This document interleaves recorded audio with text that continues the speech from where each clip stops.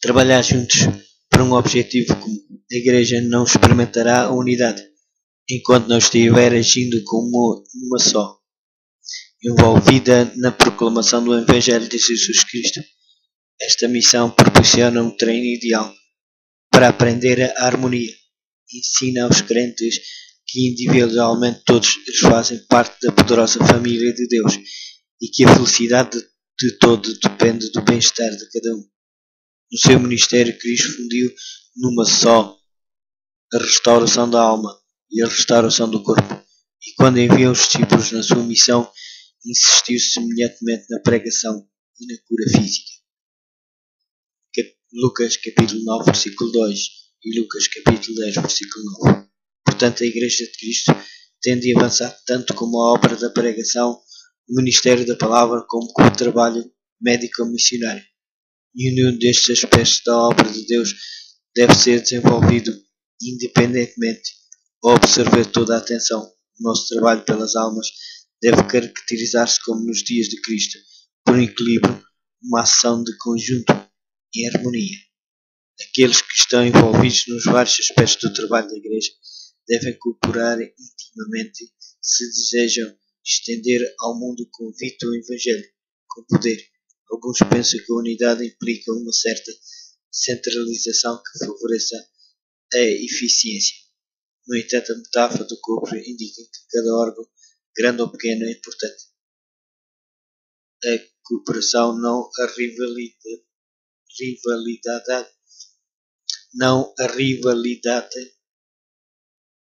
rivalidade, é o plano de Deus para a sua obra no mundo inteiro. Assim, a unidade dentro do corpo de Cristo torna-se uma demonstração do amor apequenado de Cristo, tão magnificamente revelado na cruz. Desenvolver uma perspectiva global. Uma Igreja não demonstra verdadeira unidade a menos que esteja a edificar ativamente a obra de Deus em todas as partes da terra. A Igreja deve fazer tudo o que possa para evitar o isolacionismo nacional, cultural ou regional, para conseguir a unidade de sentimento, de propósito e ação. Os crentes das diferentes nacionalidades têm de se misturar e trabalhar juntos. A Igreja tem de ter cuidado para não ajudar a criar interesses nacionais separados, o que prejudicaria seu impulso de unidade mundial. Os dirigentes da Igreja devem proceder de modo a salvaguardar a igualdade e a unidade, cuidando em não desenvolver programas ou instalações numa área cujo financiamento tenha de ser feito com prejuízo do desenvolvimento da obra noutras áreas do mundo. Evitar atitudes que causam divisão. Atitudes de egoísmo, orgulho, confiança própria, autossuficiência, superioridade, preconceito, espírito de crítica, acusação e procura de erros nos crentes contribuem para a desunião na Igreja. Muitas vezes, o que está por trás dessas atitudes é uma perda do primeiro amor da experiência cristã, uma nova recapitulação de que representa o dom de Deus em Cristo no Calvário. Este pode renovar o amor de uns pelos outros. 1 João, capítulo 4, versículo 9 ao 11. A graça de Deus comunicada pelo Espírito Santo pode dominar essas fontes de desunião no coração natural. Quando numa das igrejas do Novo Testamento se gerou um problema de desunião, Paulo aconselhou essa igreja a andar no Espírito. Gálatas, capítulo 5, versículo 16.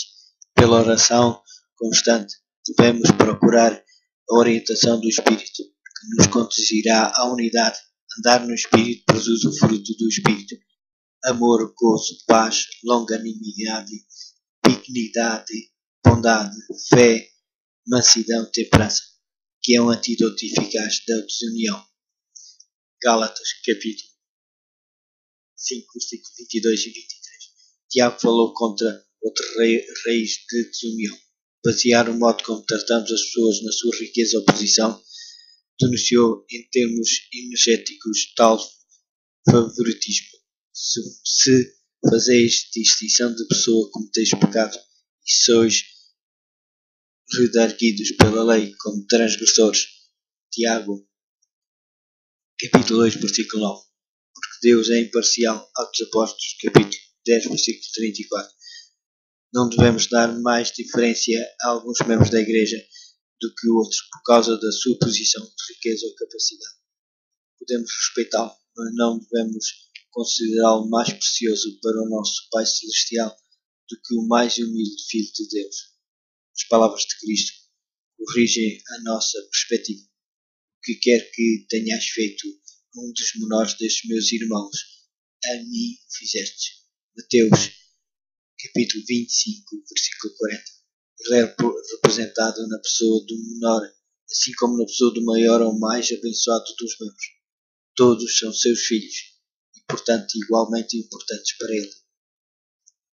Do mesmo modo que o Senhor, o Filho do homem, se tornou irmão de cada filho e filha de Adão, assim nós, os seus seguidores, somos chamados a contatar em unidade de sentimento e espírito missionário, de um modo redentor com os nossos irmãos e irmãs de toda a nação e tribo e língua e povo. Apocalipse, capítulo 14, versículo 6. Unidade no corpo de Cristo.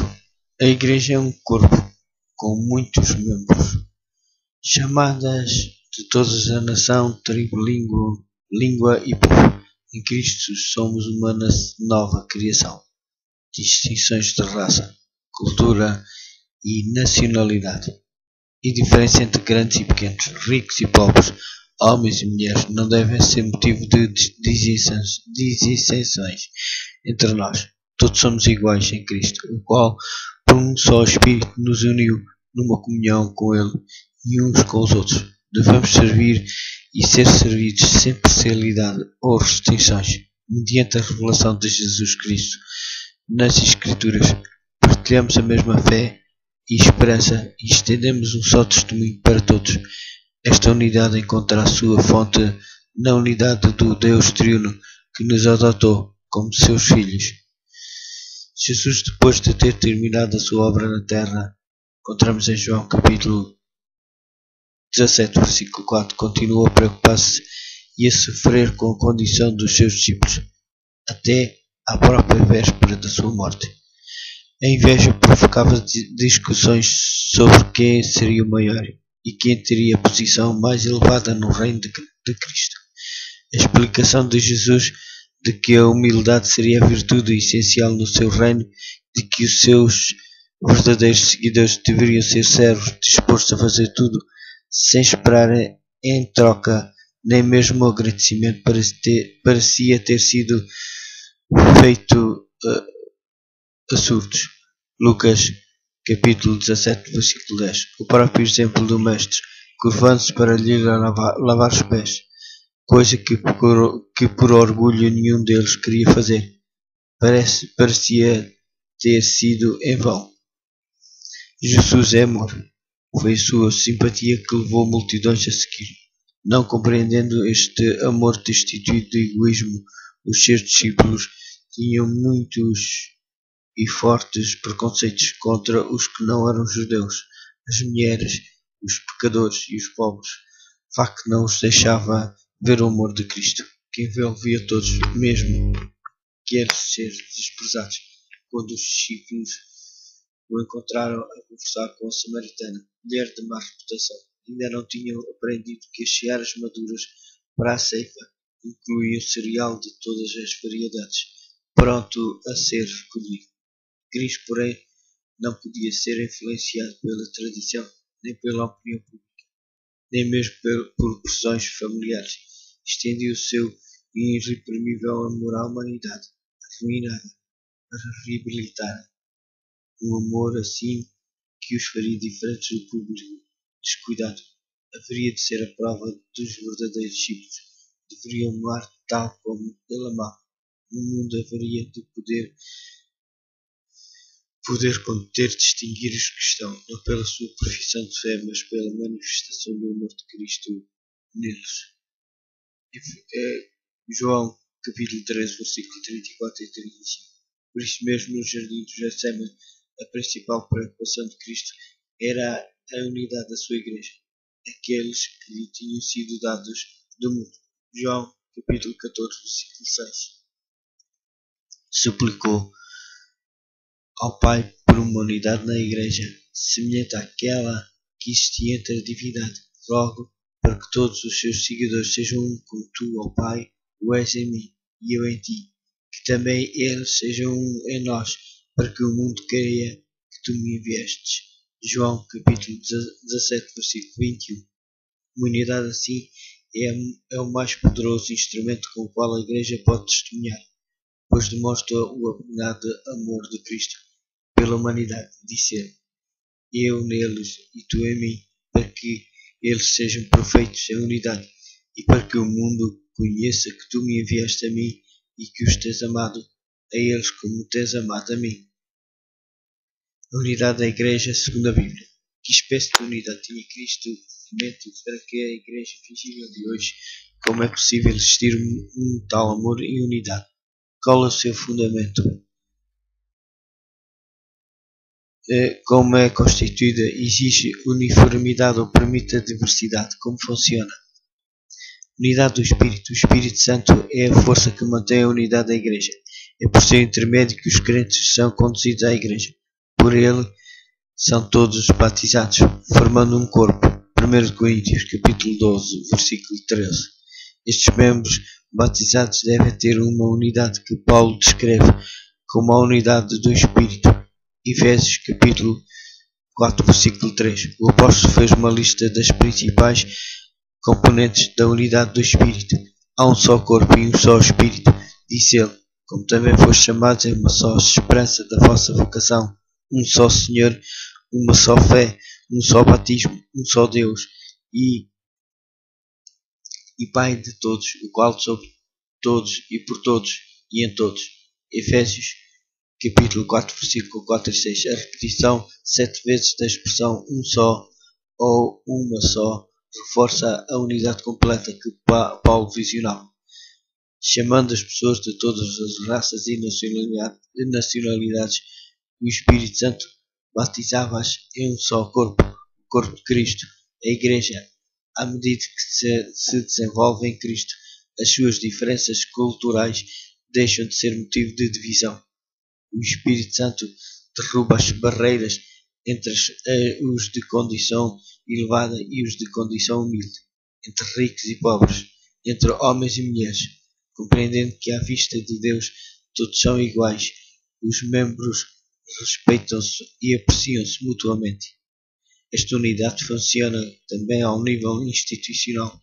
Isto significa que as igrejas locais em toda a parte são iguais, ainda que algumas recebam dinheiro e missionários de outros países. Uma tal unidade espiritual não conhece qualquer hierarquia. Os naturais de um determinado país e os missionários e estrangeiros que nele trabalham são iguais diante de Deus. A Igreja unida tem só uma esperança. É bem-aventurada a esperança da salvação, que se concretizará com o aparecimento da glória do grande Deus e nosso Senhor Jesus Cristo. Tito, capítulo 2, versículo 13. Esta esperança é fonte de paz e alegria e constitui uma forte motivação para um testemunho unido. Mateus, capítulo 24, versículo 14.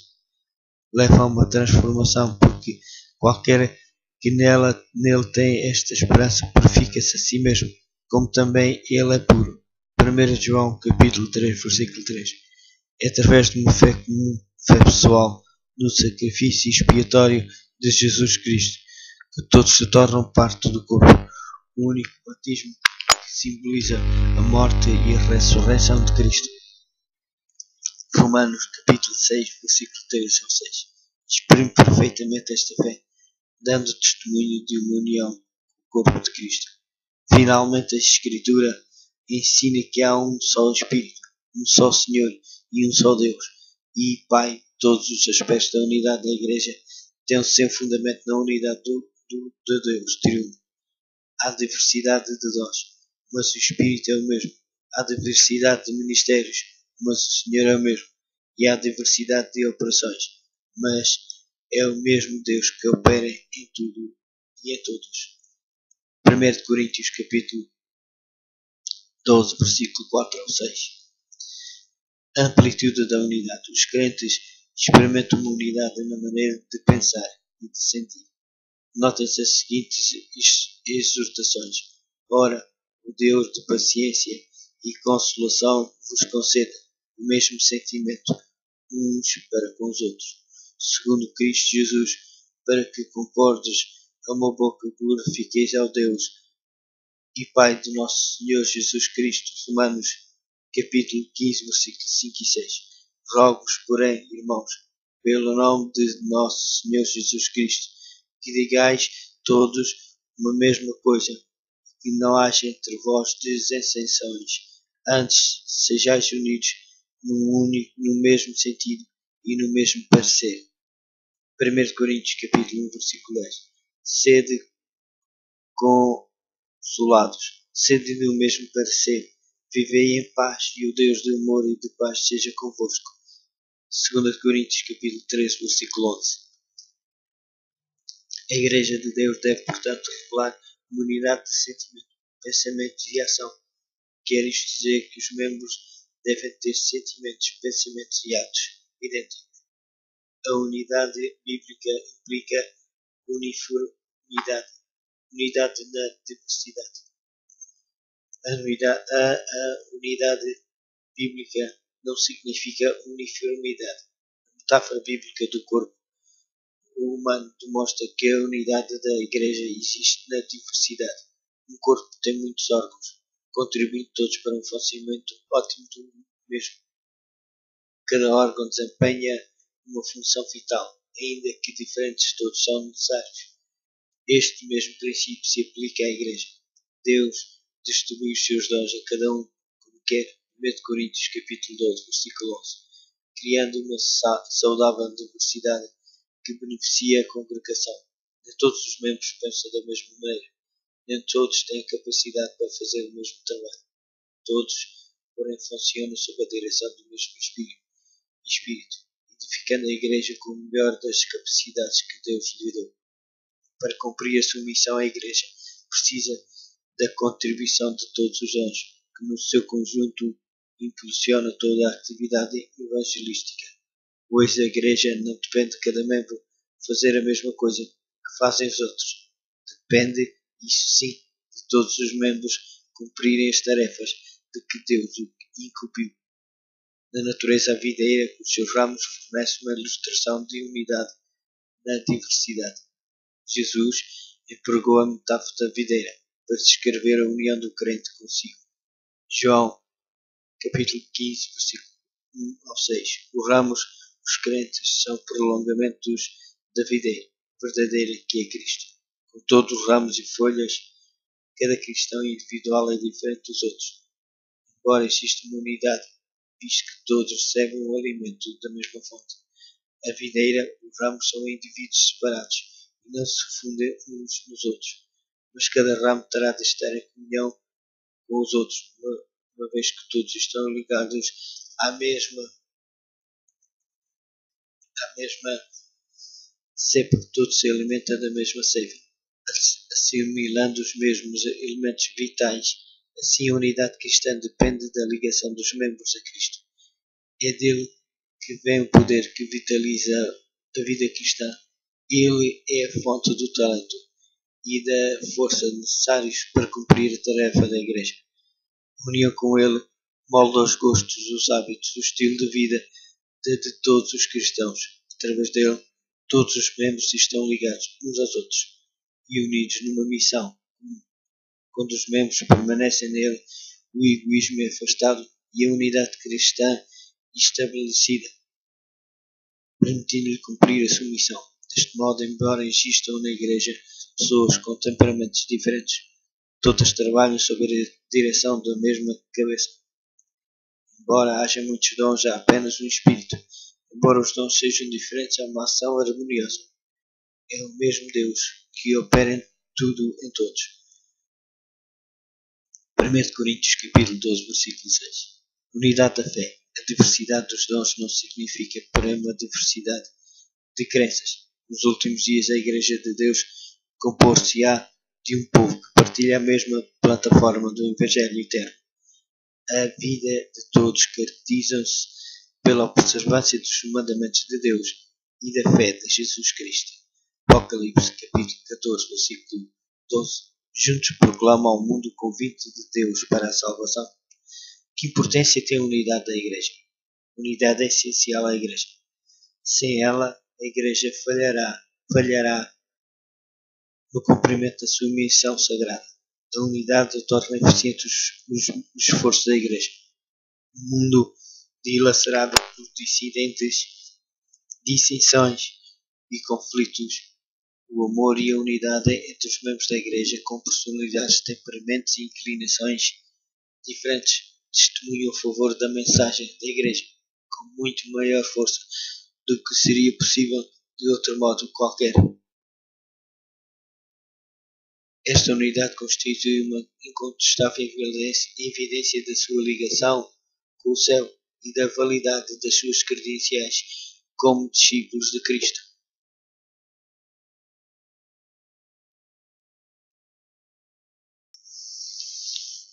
Esta unidade constitui uma incontestável evidência da sua ligação com o céu e da validade das suas credenciais como discípulos de Cristo. João, capítulo 13, versículo 35. Prova o poder da palavra de Deus. Os conflitos entre professos cristãos têm causado repugnância aos descrentes e têm sido talvez o maior obstáculo para aceitarem a fé cristã. A verdadeira unidade entre os crentes dissipa essa atitude. É como que Cristo disse para uma prova para que o mundo conheça que Ele é o Salvador. João, capítulo 17, versículo 23.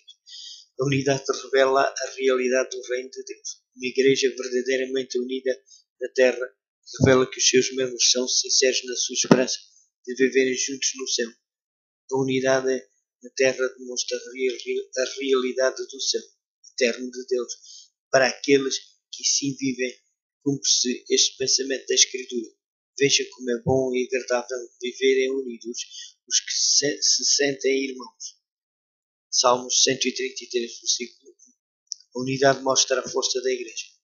A união dá força. A desunião enfraquece uma Igreja. Só é realmente próspera e forte quando os seus membros estão unidos com Cristo e uns com os outros, trabalhando em harmonia para a salvação do mundo. Só então podem eles considerar-se no verdadeiro sentido cooperadores de Deus. 1 Coríntios capítulo 3, versículo 9. A unidade cristã é um recepto ao nosso mundo, ao nosso mundo cada vez mais desunido, dilacerado pelo egoísmo, sem amor. A Igreja unificada representa a resposta à sociedade dividida pela cultura, raça, sexo e nacionalidade. Uma Igreja unificada resistirá aos ataques de Satanás. Com efeito, os poderes das trevas são impotentes contra a Igreja cujos membros se amam mutuamente como Cristo os amou. O efeito positivo e belo de uma Igreja unificada pode comparar-se à atuação de uma orquestra. No momento antes de aparecer o mestre, enquanto os músicos afinam os seus instrumentos, o que se ouve é uma cacofonia, mas logo que o mestre aparece, desaparece o caótico ruído e todos os olhos se fixam nele. Cada elemento da orquestra assume uma posição correta, pronto para começar a sua execução, dirigida por ele. Seguindo as indicações do diretor, a orquestra produz uma música excelente e harmoniosa. A unidade no corpo de Cristo significa fundir o instrumento da minha vida na grande orquestra dos que são chamados sob a batuta do Divino Mestre, ao compasso marcado por ele e seguindo a partitura original da criação. Temos o privilégio de executar para a humanidade a sinfonia do amor de Deus. Como conseguir a unidade? Para que a Igreja consiga a experiência da unidade, tanto a divina como os crentes têm de se envolver nesse propósito. Qual é a fonte da unidade e como é possível obtê-la? Que papel tem o crente a desempenhar? A fonte da unidade. A Escritura indica que a unidade tem a sua fonte. Primeiro, no poder do Pai para guardar. João, capítulo 17, versículo 11. Segundo, na glória do Pai que Cristo deu aos seus seguidores. João capítulo 17, versículo 22. E descer na presença de Cristo, habitando nos crentes. João capítulo 17, versículo 23. O Espírito Santo, o Espírito de Cristo, no seio do corpo de Cristo, é a força e a presença coesiva que mantém todas as partes unidas, como acontece com o cubo e os raios de uma roda. Quanto mais os membros do raio se aproximam de Cristo, mais perto estão os todos. O segredo da verdadeira união na igreja e na família não é diplomacia, o trato habilidoso, o sobre-humano esforço para vencer dificuldades. Embora haja mais disto a ser feito, mas a união com Cristo, o Espírito Santo como unificador, como o Espírito de Cristo, o Espírito da verdade, o Espírito Santo ocasiona a unidade, o centro de unidade. Quando o Espírito entra nos crentes, fala-os transcender os preconceitos humanos de cultura, raça, sexo, cor, nacionalidade e posição social. Gálatas capítulo 3, versículo 26 e 28.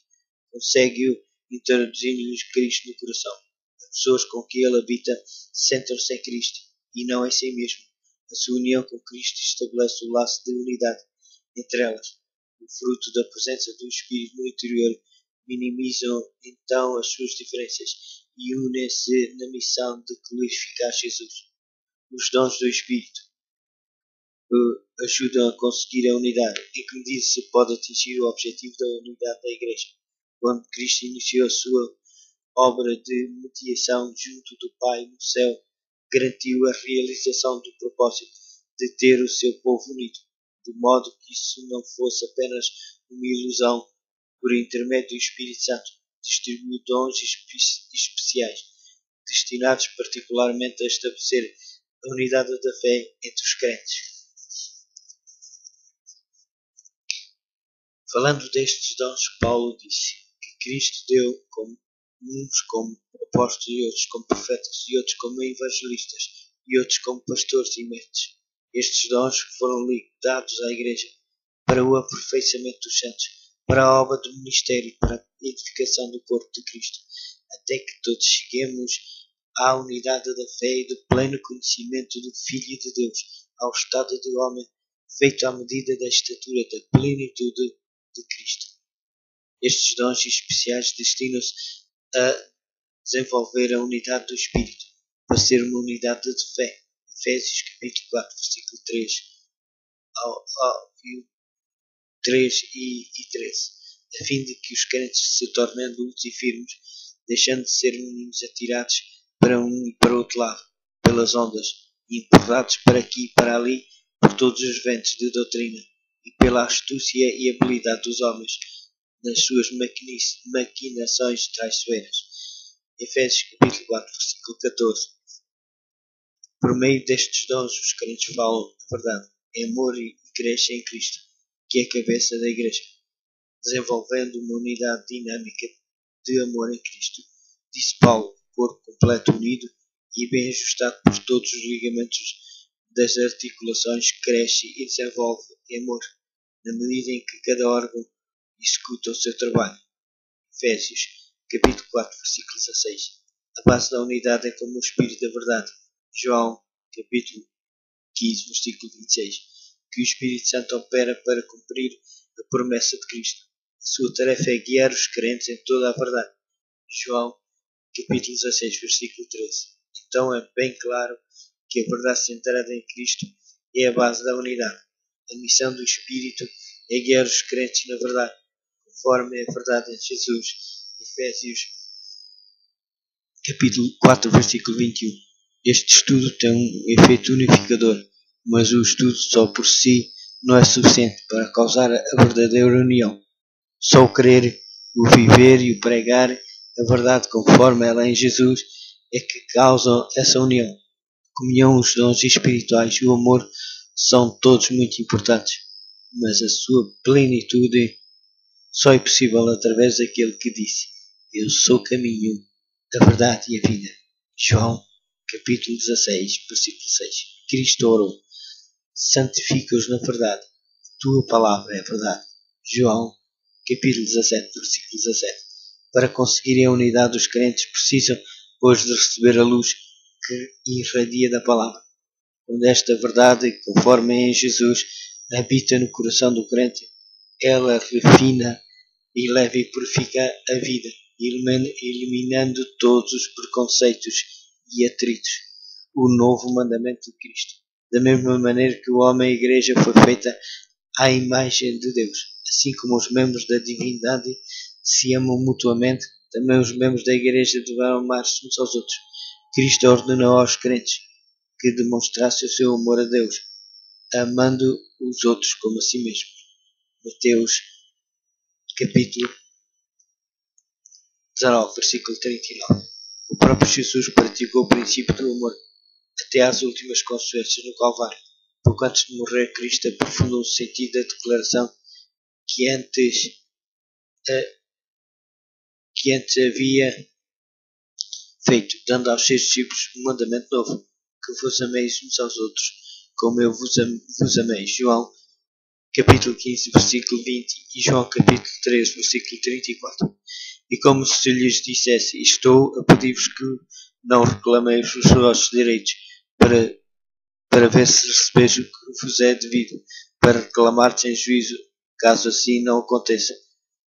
Peço-vos que vos apresenteis as costas nuas ao chicote, que ofereceis a outra face, que vos deixeis acusar falsamente, escarnecer, ferir e dilacerar, pregar a uma cruz e sepultar, se for necessário, para amar os outros, porque isto é amar os outros como eu vos amei.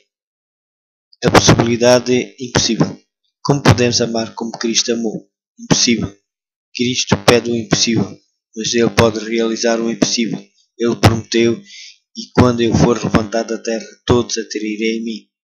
João, capítulo 12, versículo 32. Com efeito, a unidade do corpo de Cristo tem a sua origem na encarnação, a unidade dos crentes com Deus, através da palavra que se fez carne. Passei-se também numa relação a unidade dos crentes, através das suas raízes comuns na videira. Finalmente radica-se na cruz. O amor do Calvário é despontado dentro dos crentes. Unidade na cruz. A unidade da igreja tem lugar na cruz. É somente na medida em que compreendemos que não podemos e que não amamos como Jesus que admitimos a nossa necessidade da sua presença, habitando em nós, e acreditamos nas palavras que ele disse: sem mim nada podeis fazer. João, capítulo 15, versículo 5.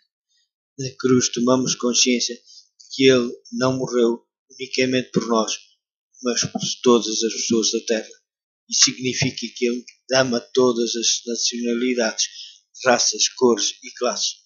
Ama a todos igualmente, quaisquer que possam ser as suas diferenças. É por isso que a unidade se radica em Deus.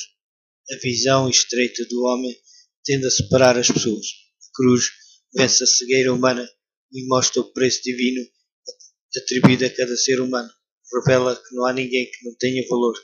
Todos são desejados. Se Cristo os ama também, nós os devemos amar. Quando Cristo predisse que a sua crucificação veria de atrair todos a ele, quis dizer que a sua força de atração magnética, como a maior dos sofredores, haveria de trazer a unidade ao seu corpo, a igreja. O grande abismo entre o céu e nós, o abismo que Cristo atravessou, torna os 2 passos que temos de dar para atravessar a rua ou a cidade, a fim de contatar com o irmão, uma insignificância. Calvário significa levai as cargas uns dos outros. Gálatas, capítulo 6, versículo 2. Ele suportou o fardo de toda a humanidade, o qual lhe esmagou a vida, para que pudesse dar-nos a vida e libertar-nos para nos ajudarmos uns aos outros. Passos para a unidade. A unidade não surge automaticamente. Os crentes têm de dar alguns passos para conseguir a unidade no lar. Um campo de treino ideal para a unidade da igreja é o lar. Se aprendermos no lar a administrar bem e a ser bondosos, afáveis, pacientes e aprendermos o amor em cujo centro está a cruz, seremos capazes de pôr em prática estes mesmos princípios na igreja. visar a unidade. Nunca conseguiremos a unidade a menos que trabalhemos para ela conscienciosamente. Também nunca poderemos completamente considerar que a temos atingido. Precisamos de orar diariamente pela unidade e cultivá-la com todo o carinho. Temos de minimizar as diferenças, evitar discussões sobre as questões que não sejam essenciais. Em vez de nos fixarmos naquilo que nos divide, devemos falar sobre as muitas verdades preciosas em que estamos de acordo. Falamos da unidade e oremos para que se cumpra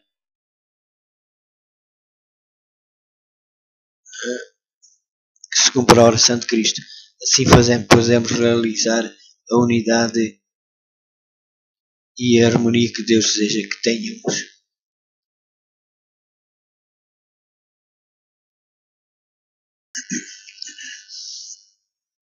Trabalhar juntos para um objetivo comum. A Igreja não experimentará a unidade enquanto não estiver agindo como uma só, envolvida na proclamação do Evangelho de Jesus Cristo.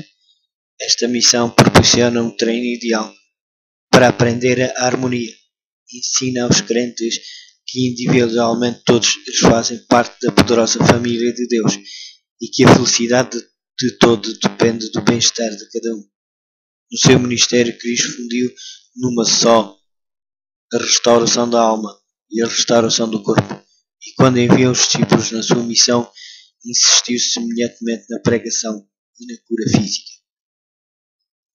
Lucas capítulo 9, versículo 2 e Lucas capítulo 10, versículo 9. Portanto, a Igreja de Cristo tem de avançar tanto como a obra da pregação, o ministério da palavra, como com o trabalho médico-missionário. E nenhum destes aspectos da obra de Deus deve ser desenvolvido independentemente ou absorver toda a atenção. O nosso trabalho pelas almas deve caracterizar-se, como nos dias de Cristo, por um equilíbrio, uma ação de conjunto em harmonia. Aqueles que estão envolvidos nos vários aspectos do trabalho da Igreja devem cooperar intimamente se desejam estender ao mundo o convite ao Evangelho com poder. Alguns pensam que a unidade implica uma certa centralização que favoreça a eficiência. No entanto, a metáfora do corpo indica que cada órgão, grande ou pequeno, é importante. A cooperação, não a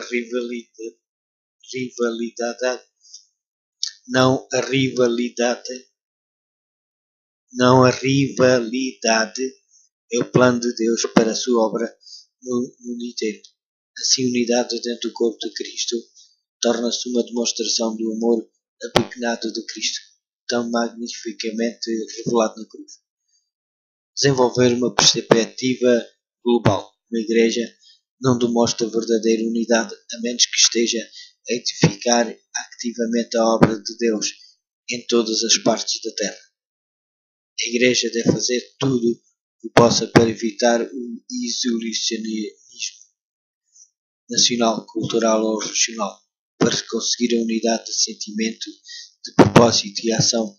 Os crentes das diferentes nacionalidades têm de se misturar e trabalhar juntos. A Igreja tem de ter cuidado para não ajudar a criar interesses nacionais separados, o que prejudicaria seu impulso de unidade mundial. Os dirigentes da Igreja devem proceder de modo a salvaguardar a igualdade e a unidade, cuidando em não desenvolver programas ou instalações numa área cujo financiamento tenha de ser feito com prejuízo do desenvolvimento da obra noutras áreas do mundo. Evitar atitudes que causam divisão.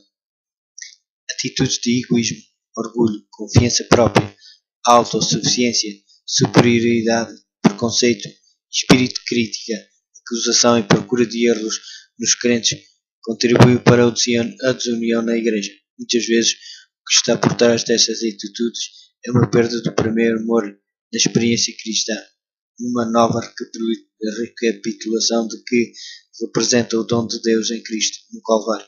Este pode renovar o amor de uns pelos outros. 1 João capítulo 4, versículo 9 ao 11.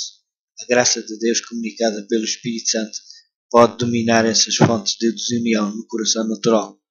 Quando numa das igrejas do Novo Testamento se gerou um problema de desunião, Paulo aconselhou essa igreja a andar no Espírito. Gálatas capítulo 5, versículo 16. Pela oração constante devemos procurar a orientação do Espírito, que nos conduzirá à unidade. Andar no Espírito produz o fruto do Espírito: amor, gozo, paz, longanimidade, benignidade, bondade, fé, mansidão, temperança, que é um antídoto eficaz da desunião. Gálatas capítulo 5, versículos 22 e 23. Tiago falou contra outras raízes de desunião. Basear o modo como tratamos as pessoas na sua riqueza ou posição denunciou em termos energéticos tal favoritismo. Se fazeis distinção de pessoa, cometeis pecado e sois redarguidos pela lei como transgressores. Tiago capítulo 2, versículo 9. Porque Deus é imparcial. Atos Apóstolos capítulo 10, versículo 34. Não devemos dar mais diferença a alguns membros da igreja do que outros por causa da sua posição, riqueza ou capacidade. Podemos respeitá-lo, mas não devemos considerá-lo mais precioso para o nosso Pai Celestial do que o mais humilde Filho de Deus. As palavras de Cristo corrigem a nossa perspectiva. O que quer que tenhas feito a um dos menores destes meus irmãos, a mim fizeste. Mateus capítulo 25, versículo 40. Ele é representado na pessoa do menor, assim como na pessoa do maior ou mais abençoado dos membros. Todos são seus filhos e, portanto, igualmente importantes para ele. Do mesmo modo que o Senhor, o Filho do Homem, se tornou irmão de cada filho e filha de Adão, assim nós, os seus seguidores, somos chamados a contatar em unidade de sentimento e espírito missionário, de um modo redentor com os nossos irmãos e irmãs de toda nação e tribo e língua e povo. Apocalipse capítulo 14, versículo 6.